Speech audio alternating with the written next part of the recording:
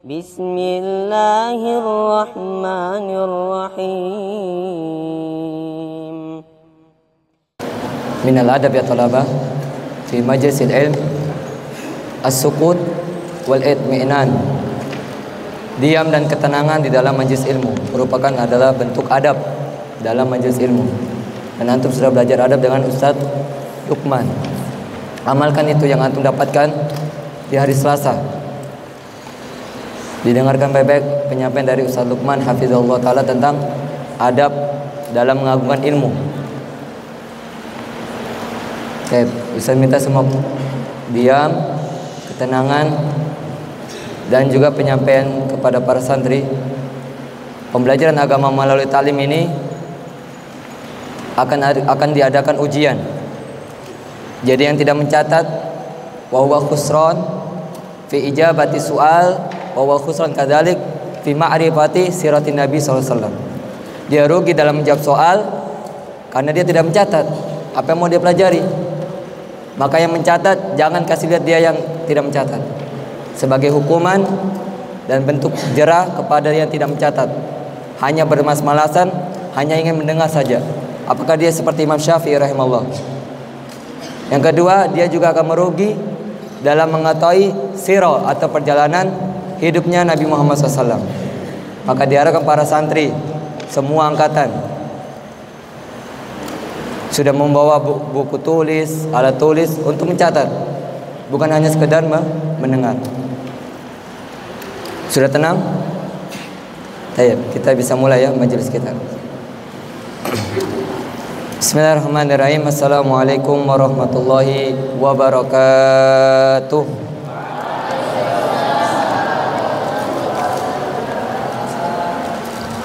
Alhamdulillahi hamdan katsiran tayyiban mubarakan fi kama yuhibbu rabbuna wa yarda. Asyhadu an la ilaha illallah wahdahu la syarikalah wa asyhadu anna Muhammadan abduhu wa rasuluhu. Allahumma salli wa sallim ala nabiyyinal karim wa ala alihi wa ashabihi wa man sara ala nahjihi wa man tabi'ahum bi ihsanin ila yaumiddin. Kaum muslimin wa ayyuhat talaba rahimani wa rahimakumullah. Kaifa halukum? Baik. Sekali lagi saya ingatkan untuk mencatat. Bukan hanya sekedar menjawab pertanyaan ketika ada ujian, tapi untuk mengetahui sirah atau kisah perjalanannya siapa?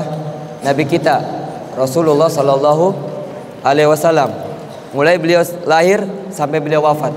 Biar antum tahu, biar bisa meneladani, bisa mengikuti apa yang Rasulullah SAW lakukan dalam kesehariannya. Semoga Ustaz juga bisa mengikuti Rasulullah SAW dalam keseharian beliau. Kaum muslimin wa ayyuhat talaba rahimani wa rahimakumullah taala. Pada pekan lalu kita membahas tentang nasab.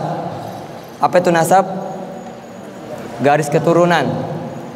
Jadi kita ini semua punya nasab. Adapun nasabnya Rasulullah SAW itu terjaga sampai hari kiamat. Tidak ada yang bisa merubah, tidak ada yang bisa menghilangkan itu nasab. Kenapa? Karena ada sanad, karena ada hadis, dan itu sangat terjaga. Adapun nasab kita, mungkin kita ingat sampai kakek yang pertama atau kakek yang kedua, itu paling mentopnya. Kalau luar biasa bisa kakek ketiga, kakek keempat, itu jarang. Adapun Nabi kita Rasulullah SAW itu masya Allah terjaga nasabnya sampai kakek yang paling atas. Kemarin ayat pekan lalu kita berakhir pada nasabnya siapa? Ibnu Fahar, kakek yang ke-10. Siapa namanya? Ibnu Fahar. Kita lanjutkan. Berkata Al-Allama Muhammad Khudari rahimahullah ta'ala dalam kitabnya Nurul Yakin fi Sirati Sayyidil Mursalin. Berikutnya adalah Ibnu Malik. Ibnu Malik, berarti kakek yang ke-11, yang memiliki istri yang bernama Jandala bintu Al-Haris min Jurhum. Jadi antum tulis siapa? Ibnu Malik, kakek yang ke-11. Kakek yang ke-12 adalah Ibnu Nador. Ibnu Nador, kakek yang ke-12 dari Rasulullah SAW. yang memiliki istri bernama Atika bintu Adwan min Qais Ailan, dari suku Qais Ailan. Kemudian kakek yang ke-13 dari Rasulullah SAW adalah Ibnu Kinana, dari suku Kinana, yang memiliki istri bernama Barra bintu Mur bini Addi. Baik. Kakek yang ke-14 adalah Ibnu Khuzaimah. Ibnu Khuzaimah, kakek yang ke-14, yang memiliki istri yang bernama Awana bintu Sa'ad bin Qais Ailan, sama seperti tadi istrinya Ibnu Nador, satu suku. Kakek yang keberapa itu? 14 Ibnu Khuzaimah. Kakek yang ke-15 Ibnu Mudrakah. Ibnu Mudrakah memiliki istri bernama Salma bintu Aslam dari Qudoa. Dari Qudoa. Kakek yang ke-16 bernama Ibnu Ilyas. Ibnu Ilyas, yang memiliki istri bernama Khindib al-Madrub. Khindib al-Madrubiyah al-Masal fi Syarab wal Mana. Jadi ini istrinya memiliki kemuliaan dan keagungan di sukunya. Siapa tadi namanya? Khindib. Kemudian kakek yang keberapa? 17 Ibnu Mudor. Ibnu Mudor, yang memiliki istri bernama Robab bintu Haidah bin Muaddin. Kakek yang keberapa tadi? 17 Ibnu Mudor.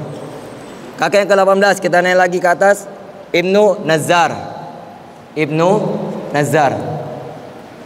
Catat baik-baik ini. Taib. Yang memiliki istri bernama Sauda bintu Akin. Sauda bintu Akin. Kakek yang ke-19 Ibnu Ma'ad atau Ibnu Ma'din. Kakek yang ke-19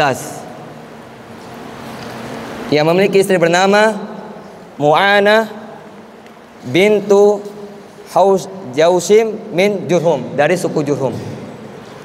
Kakek yang ke-20 adalah Ibnu Adnan.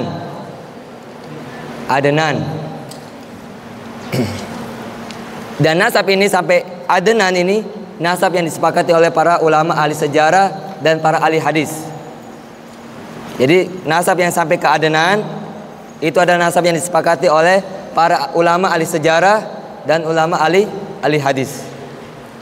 Dan kata penulis ini, Syekh Muhammad Al-Khudari rahimahullah, mengatakan selebihnya itu hadisnya periwayatannya lemah karena memiliki banyak jalur. Tayyib. Dan di sana juga ada para ulama sepakat bahwasanya Nabi Ismail alaihissalam, anaknya siapa dia?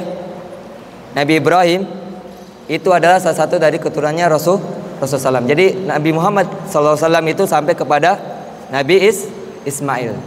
Dia disebut dengan Abul Musta'robah, bapaknya orang-orang non-Arab. Karena Nabi Ibrahim itu bukan orang Arab, ya kan? Dia dari mana? Dari Palestina, hijrah. Allah menyuruh hijrah kemana? Ke suatu tempat lembah yang tidak berpenghuni, yang di situ bisa saja banyak hewan buas, ya kan? Tidak ada kehidupan di sana. Maka di situ Hajar, istrinya Nabi Ibrahim alaihissalam, dan anaknya bernama Nabi Ismail alaihissalam ketika itu masih kecil, ditinggalkan begitu saja. Apa kata istrinya Nabi Ibrahim itu, Hajar? Wahai Ibrahim, kau tinggalkan kami berdua di suatu lembah yang tidak berpenghuni. Engkau tidak memikirkan kami. Apa kata Nabi Ibrahim? Ini adalah perintah Allah Subhanahu wa taala.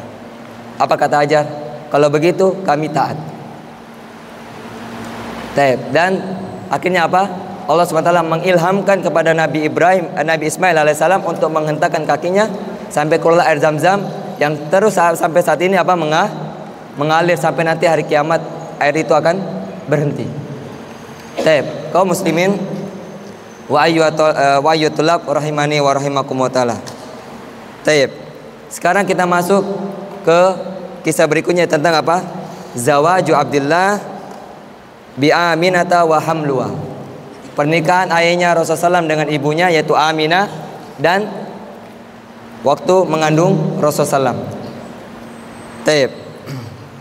Bahwasanya Abdullah bin Abdul Muthalib adalah salah satu di antara anaknya beliau itu yang paling disayang, yang paling dicinta.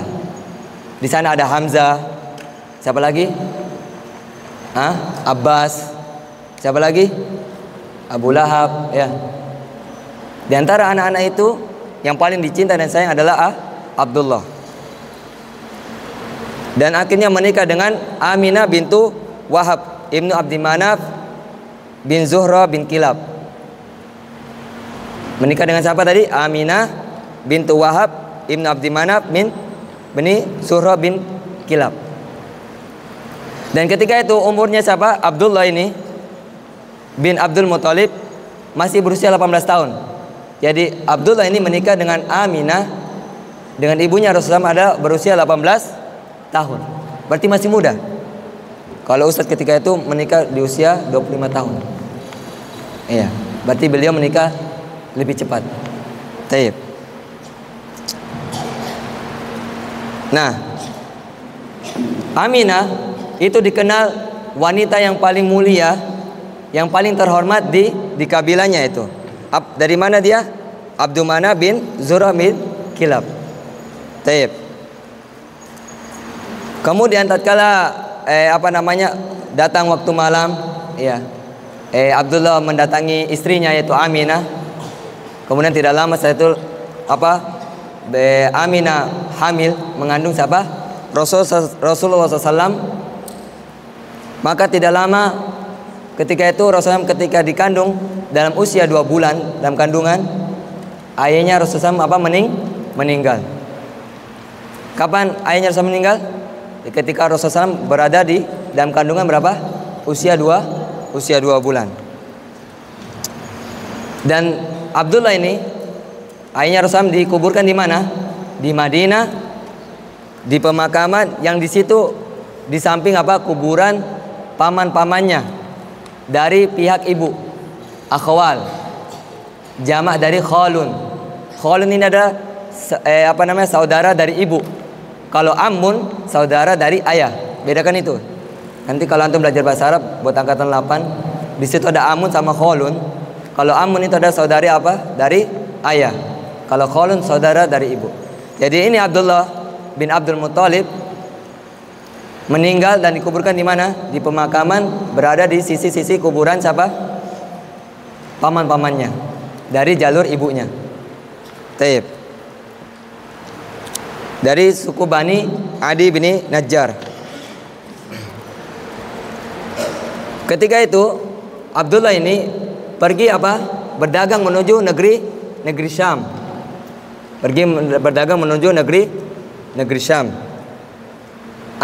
Tatkala beliau pergi ke negeri Syam berdagang di sana, datang ajalnya. Datang waktunya kematian mendatanginya.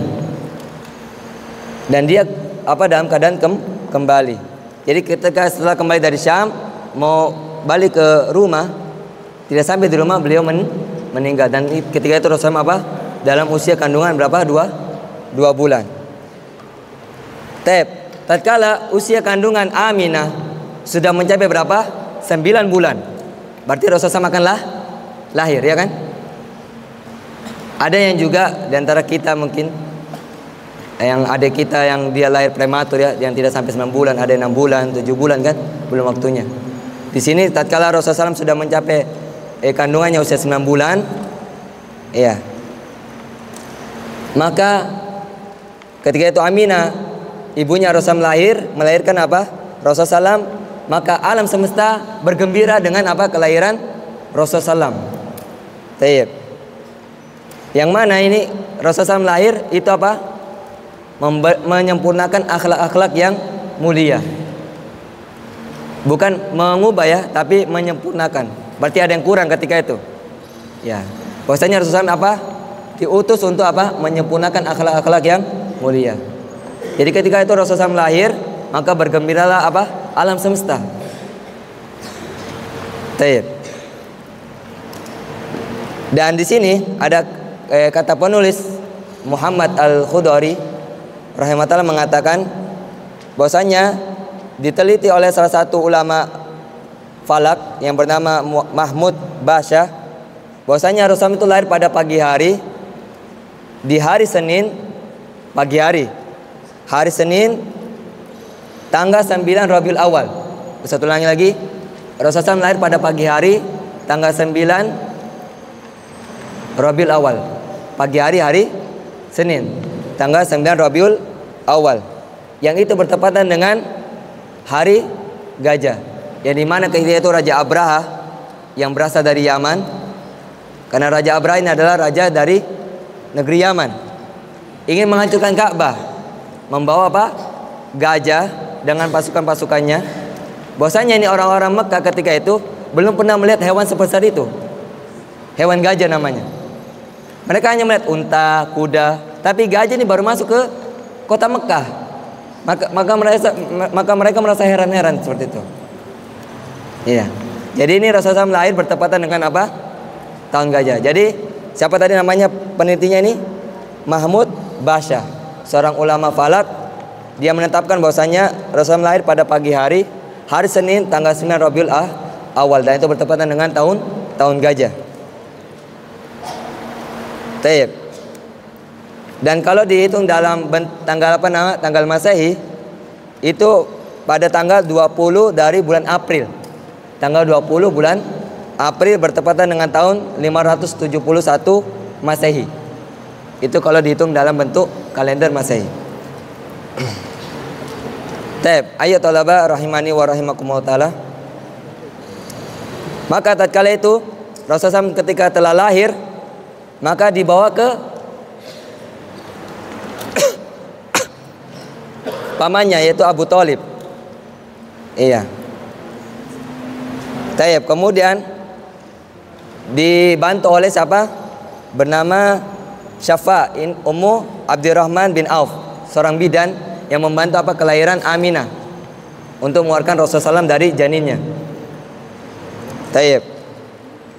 Maka tatkala itu ibunya membawa Rasulullah SAW ke rumah kakeknya, memberikan kabar gembira bahwasanya cucunya telah lahir. Siapa cucunya itu? Nabi kita Muhammad sallallahu alaihi wasallam. Bukan saja kakeknya bergembira, tapi alam semesta ketika itu. Taib. Maka di sini kakeknya menjemputnya, menerima dalam keadaan senang, bahagia. Sama seperti antum ketika kita semua, ya, ketika kita masih bayi, kakek kita menyambut kita ketika kita masih kecil itu, lalu pasti orang tua kita bercerita bahwasanya kakek-kakek kalian ini ketika menyambut, mengetahui bahwasanya kita telah lahir itu sangat senang dan bergembira. Begitulah yang dirasakan oleh Abdul Muthalib, kakeknya Rasulullah sallallahu alaihi wasallam. Taib.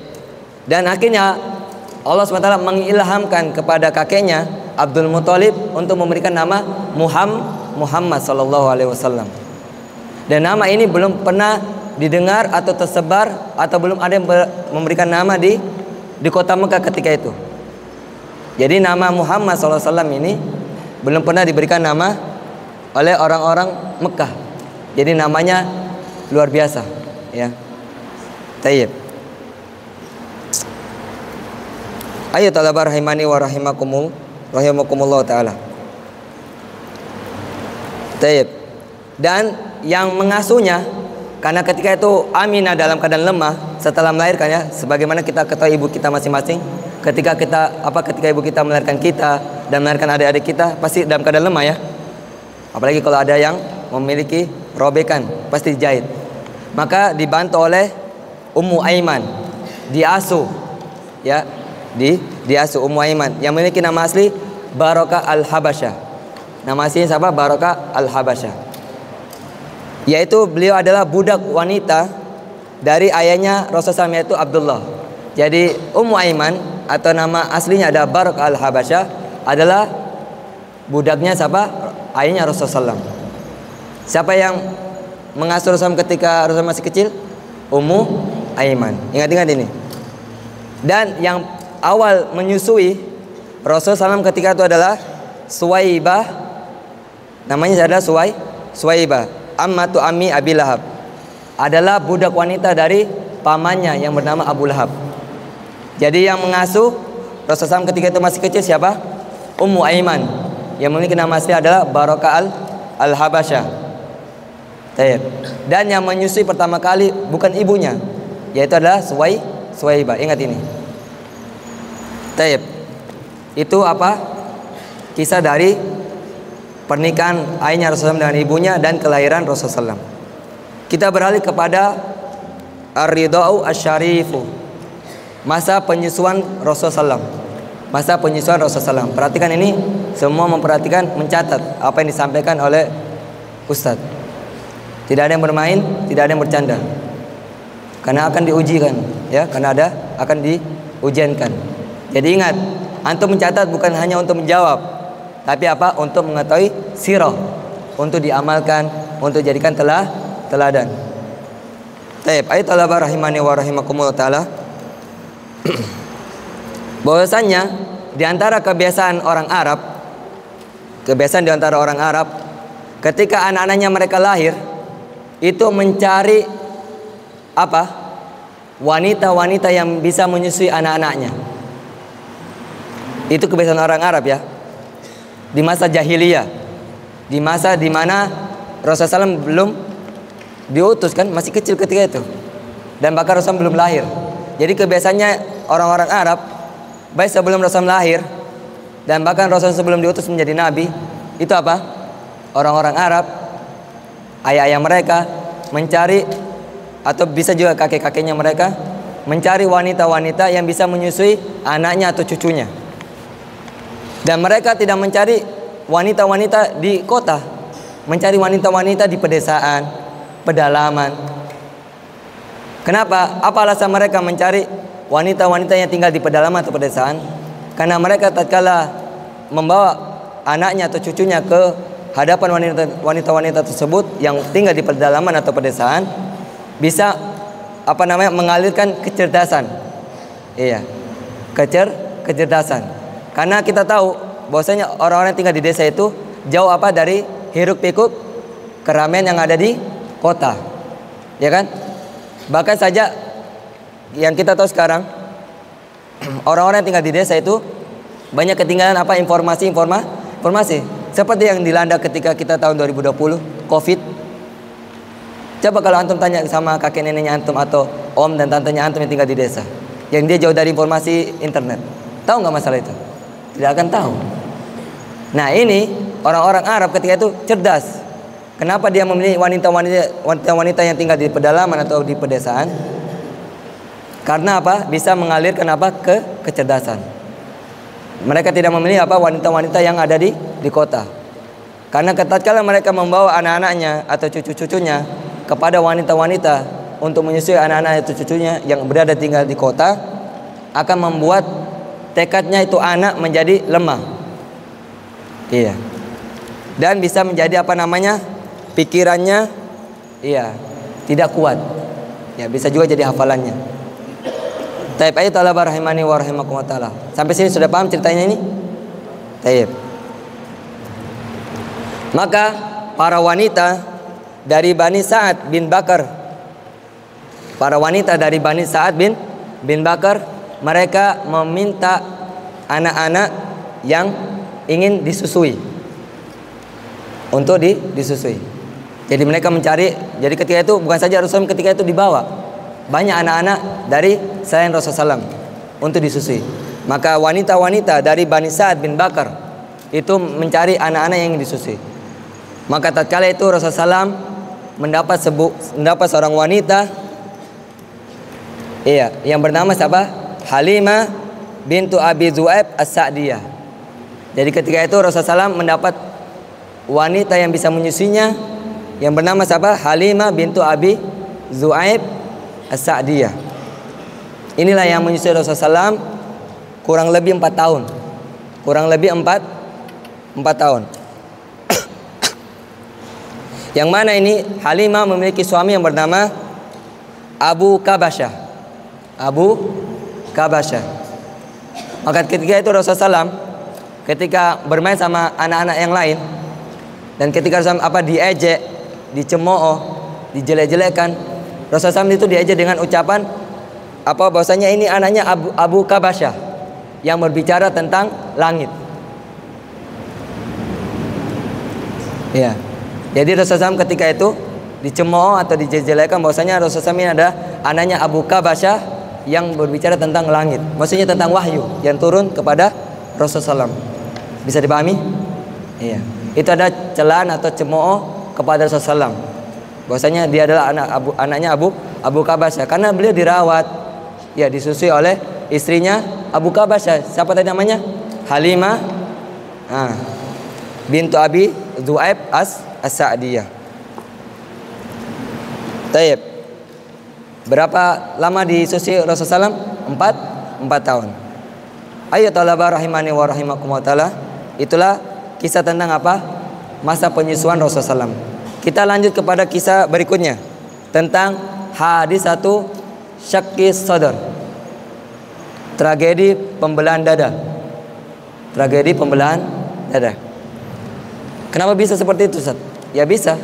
Karena ini adalah sebuah hadis yang diriwayatkan, yang itu turun temurun, yang diceritakan sampai kepada ulama ahli hadis, dan itu telah ditulis dalam kitab hadis bahwasanya terjadi apa? Pembelahan dada. Jangan buat majelis sendiri ya, menulis. Jangan buat majelis sendiri. Kalau antum buat majelis sendiri sini, gantikan ustaz. Jangan bercerita ya. Semua fokus sama apa yang disampaikan. Tab. Sekarang kita masuk tentang kisah tragedi pembelahan dada. Tab. Perhatikan baik-baik.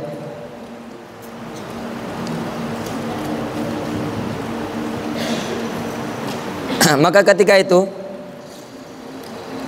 Rasulullah SAW bersama saudara-saudaranya dari anak-anaknya Halimah bermain. Antum tahu ketika kita masih kecil kan, pasti kita punya banyak teman bermain kan? Bermain apa saja. Dan Rasulullah SAW juga pasti bermain. Namanya manusia kan? Ya, ketika ada temannya pasti apa? Bermain bersama. Maka ketika itu Rasulullah SAW masih kecil ketika itu bermain bersama saudara-saudaranya dari ibu susuannya, yaitu Halimah bintu Sa'ad. Taib.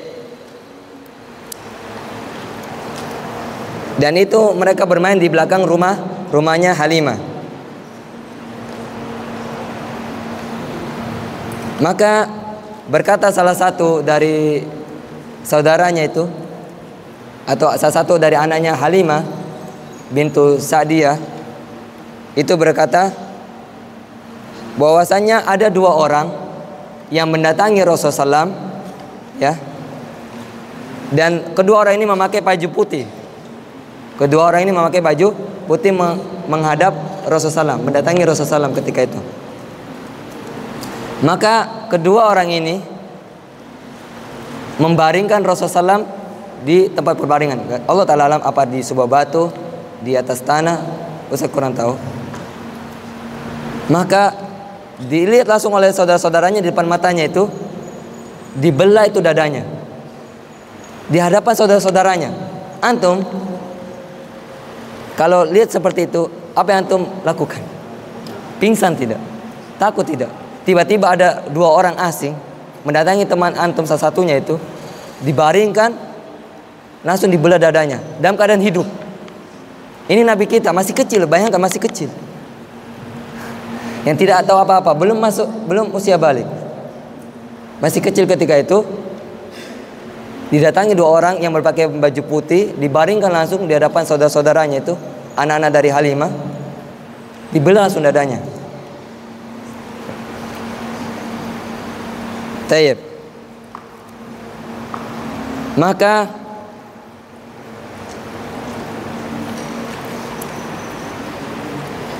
kami keluar. Ketika itu salah satu saudaranya bercerita kepada ibunya dan ayahnya.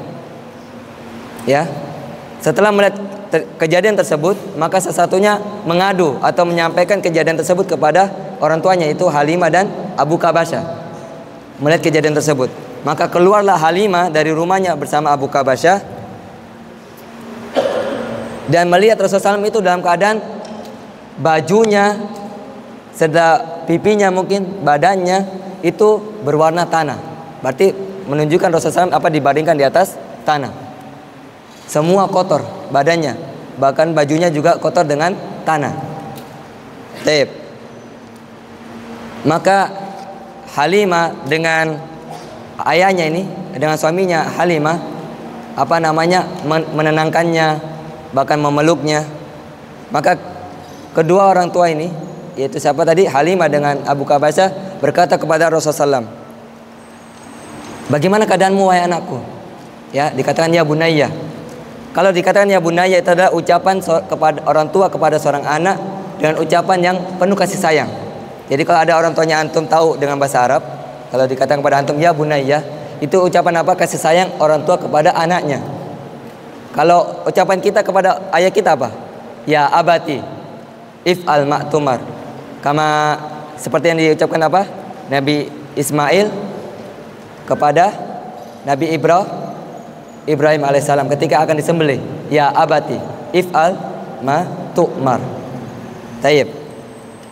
Maka di sini Halimah dengan Abu Kabasah bertanya kepada Rasul, bagaimana keadaanmu wahai anakku? Ya bunayya. Sudah dianggap seperti anaknya sendiri. Maka Rasulullah berkata, datang kepadaku dua orang dan mereka memakai baju putih. Sesuai dengan apa? Persaksian dan cerita dari salah satu saudaranya ya. Di sini Rasul masih sadar ya. Di sini Rasul masih sadar. Datang kepadaku dua orang dan kedua orang tersebut memakai apa? Baju putih. Taib. Maka salah satu dari keduanya berkata apa? Apakah ini yang dimaksud? Dia ini yang mau dibelah dadanya? Maka salah satunya mengatakan, iya, dia. Salah satunya mengatakan, apakah ini yang dimaksud, ini anak? Kata salah satunya, iya, ini dia. Maka keduanya mengambil Rasulullah SAW, ya. Kemudian dibaringkan di atas tanah, kemudian dibelah itu dadanya dalam keadaan hidup-hidup. Kalau kita lihat operasi, mungkin dari keluarga kita ya, antum ada keluarganya yang dioperasi? Hah? Ada salah satu dari keluarganya antum yang dioperasi? Atau pernah masuk ke ruang operasi? Itu kalau di ruang operasi dalam keadaan sadar atau dalam keadaan disuntik biar tidak merasakan sakit. Dibius dulu kan? Ini tidak, Rasulullah SAW langsung dibelah dalam keadaan hidup-hidup. Bayangkan itu sakitnya. Masih kecil, ya tolaba, masih kecil. Nabi kita Rasulullah SAW, bersalawat kepada Nabi kita Rasulullah SAW. Taib. Maka keduanya itu masukkan tangan ke dalam dadanya, mencari sesuatu. Bayangkan, dicari itu. Dimasukkan kedua tangannya itu ke dalam dada Rasulullah SAW, dicari. Maka keduanya mendapatkan sesuatu yang memang itu perintah Allah ya, untuk dibuang. Maka akhirnya tatkala mereka mendapatkannya sesuatu yang diperintahkan oleh Allah, akhirnya dibuang. Dan Rasul mengatakan, aku tidak tahu apa yang dikeluarkan dari isi dadaku itu. Rasulullah SAW tidak tahu apa yang dikeluarkan dari isi dadanya. Berarti Rasulullah dalam keadaan sadar. Ayat Allah rahimani wa rahimakumullah taala. Bahwasanya di sini dikatakan bahwasanya mereka adalah para malaikat. Kedua-duanya ini adalah malaikat. Yang itu ada perintahnya siapa? Allah Subhanahu wa taala. Apa alasannya salah satu dikeluarkan dari isi dada Rasulullah? Bahwasanya Rasulullah itu adalah akan menjadi seorang nabi. Dan antum harus tahu, yang dikeluarkan dari isi dadanya sama adalah bagian dari syaitan yang bisa membuat Rasulullah SAW melakukan dosa. Dan kita tahu Nabi kita maksum ya kan, dari kesalahan dan dosa. Ya, seperti itu. Dan itu adalah bagian dari syaitan. Dan kita lihat Rasulullah SAW sampai wafatnya, sampai akhir hayatnya tidak pernah melakukan dosa dan maksiat. Beliau terjaga dari hal tersebut. Nah, ayat Allah rahimani wa rahimakumullah taala. Sekarang kita beralih kepada kisah. Sudah dipahami tentang tragedi pembelahan dada? Intal waket.